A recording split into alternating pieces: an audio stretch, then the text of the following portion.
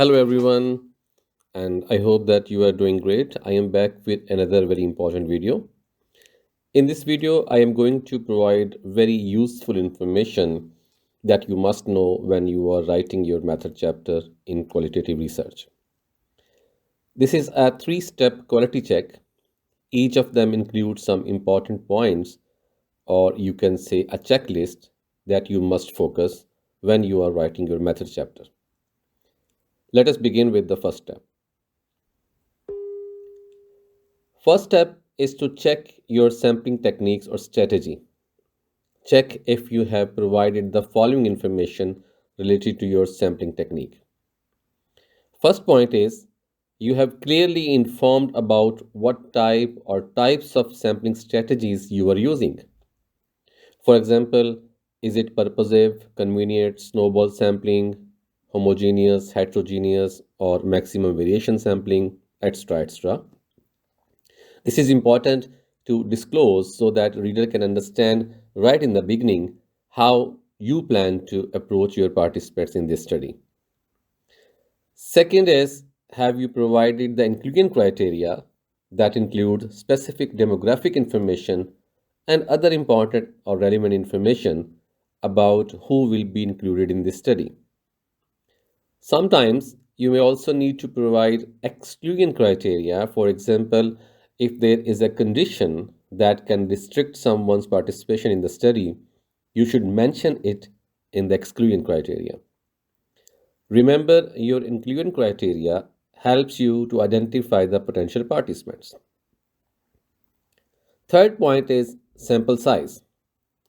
You should know how many participants you need and why do you think that this sample size is sufficient for your study. Sometimes, if you have a small sample size, you need to elaborate why it is small.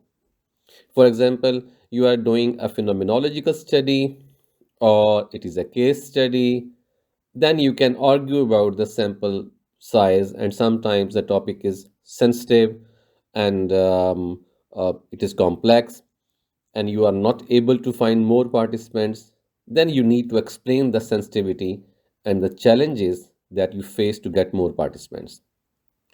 Also, you should provide as much possible information about the small sample characteristics that can help the readers to get the details about the participants. However, never ever compromise the ethical considerations regarding anonymity and privacy of the participants when you are providing the details of the participants. Fourth point is how do you reach and access the participants? Try to provide the specific details. For example, if you are accessing them through an organization, who will be the gatekeepers? If your participants are children, then how will you assess them? Uh, who will be the responsible person? Who will give you access and who will decide about their participation? If you are reaching your participation through your field visits, then provide the details how it will work to reach participants. Fifth point is what are the ethical considerations that you will focus when recruiting or interviewing the participants? How will you make sure to protect their identity, their privacy, and anonymity in the research? How will you seek the informed consent? And how will you help them to learn about their rights to withdraw or participate without any conditions? Now let us see second step. Second step is related to data collection tool. There may be different data collection tools or instruments that you are using. For example, I am referring to most common qualitative research data collection tool, that is interview. Now you need to check the following points if these have been properly reported in your data collection method. First, have you rationalized why your data collection tool is best in your study? For example, why the interview method is best data collection method in your research. You should tell about what type of interview you are going to conduct, such as semi-structured, unstructured, biographical, narrative, etc., etc., it is always recommended to use study references to support your arguments why that is the best data collection method you are using. Second point is, how did you prepare or select the data collection instrument? For example, if you're using an interview guide, how did you write the questions? What was your source of information that helped you to write these questions?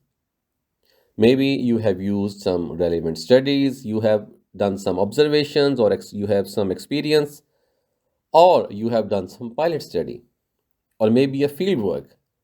All these things are helping you to prepare your interview guide.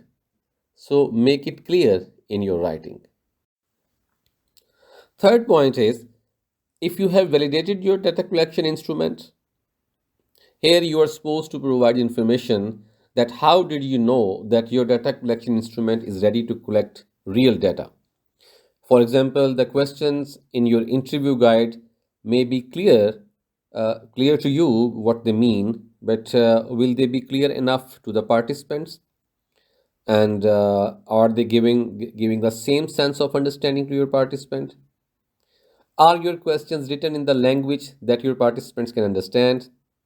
Are your questions good enough that they will not force, lead, or direct your participant to say something in line with your perspectives or thoughts? Also, your questions are written in a way that will not hurt any type of feelings of the participants. So, to answer all these questions, there are several ways that you will like to report that you use in your research method while validating your interview guide. For example, your interview guide was read and examined by the expert qualitative researcher, or you may have done a pilot interview to see how your interview guide will work, or maybe you have done a mock interview, or there is a background field work to prepare this guide. So, according to the sensitivity of the topic, you may report one or more validation strategies that help you to finalize your interview guide. So, overall, the idea of validating your data collection method is to make it scientifically rigor and that is connected to your research question and problem statement, and it should also provide you with the required data accuracy and data reliability. Third and last step to do a quality check is the process of analysis. In the process of analysis, you should ensure that first, you have clearly described that what type of qualitative data analysis you are using and why this is worth using in your study. For example, if you are using thematic analysis, make it clear that what type of thematic analysis you are going to use and why. And second point is, give a detailed process of analysis. For example, if you are using Brown and Clark's thematic analysis, provide descriptions of each step of analysis as you are doing it in your study. Third point is, how do you ensure the reliability and accuracy of the analysis?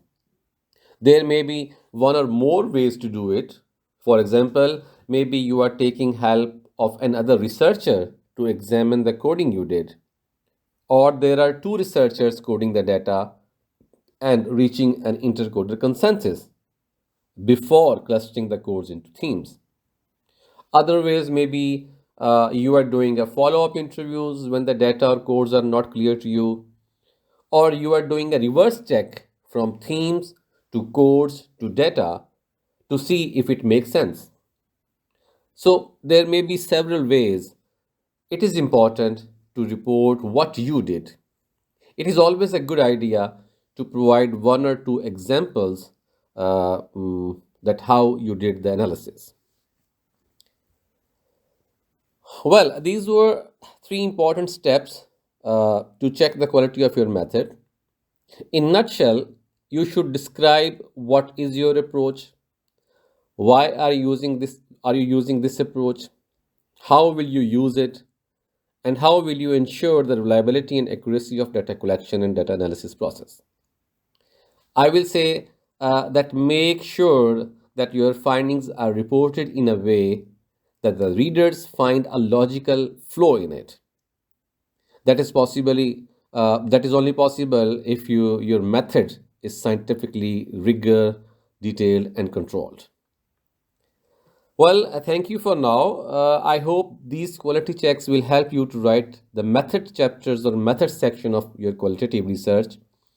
Don't forget to subscribe for more. See you next time.